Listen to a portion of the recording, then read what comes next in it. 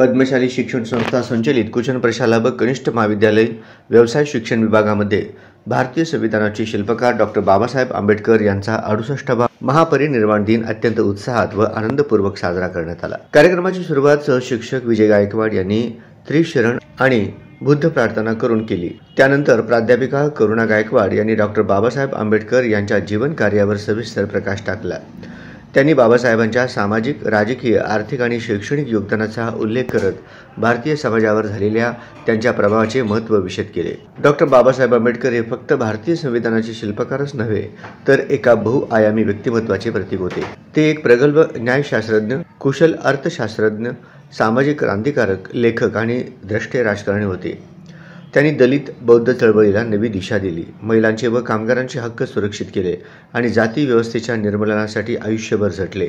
त्यांचे विचार आणि कार्य आजही संपूर्ण जगाला प्रेरणा देत आहेत, असे मत प्राचार्य युवराज मेटे यांनी मांडले। कार्यक्रमाच्या प्रस्तावनेत सांस्कृतिक विभाग प्रमुखांनी कविता गेंगाणे यांनी डॉक्टर आंबेडकर यांच्या जीवन कार्यावर भर दिला।